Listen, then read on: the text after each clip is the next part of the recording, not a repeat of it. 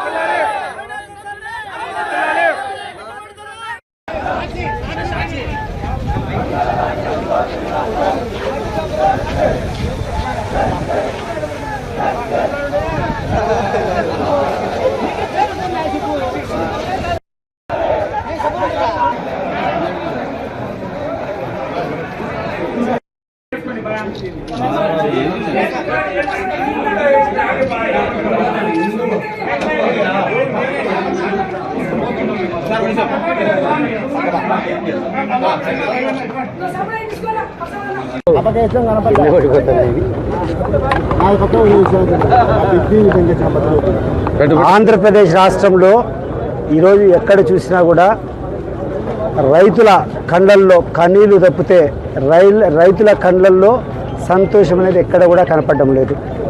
ఈ కూటమి ప్రభుత్వం వచ్చేటువంటి 16 నెలల నుంచి రైతులు పడని బాధ అంటూ లేదు, రైతులు పడనటువంటి కష్టం అంటూ లేదు. అన్ని రంగాలలో ఏ పంట వేసినా అన్ని పంటల్లో కూడా గడిచిన జగన్మోహన్ రెడ్డి గారి ప్రభుత్వంలో ఉన్నటువంటి ధరలకు ఈరోజు రైతులకు వచ్చినటువంటి ధరలకు పోల్చుకుంటే కొన్ని అయితే 10-20% కూడా రావడం లేదు. కనీసం అంటే 30-40% ప్రతి ఒక్క పంట మీద కూడా ఈరోజు రైతుకు నష్టం జరుగుతూ ఉంది. ఉదాహరణకు జగన్మోహన్ రెడ్డి గారి హయాంలో రైతులు పండించినటువంటి ప్యాడీ మా ప్రాంతంలో 1,700 రూపాయలకు పచ్చి ధాన్యం ఆ రోజు కొనేవాళ్ళు. ఈరోజు 1,350 రూపాయలు. ఆ రోజు కందులు 12,000 రూపాయల నుంచి 14,000 రూపాయలు కందులు కొంటూ ఉన్నారు.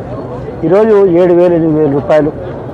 ఉద్దులు, పెసలు, రావులు, కొర్రలు ఒక్క ధాన్యమైనా కూడా అప్పటికంటే ఇప్పటికీ ఎక్కువ ధర వస్తుందని చెప్పే సాహసం ఈ ప్రభుత్వం చేయగలుగుతుందా? ఒకసారి ఆలోచన చేయండి.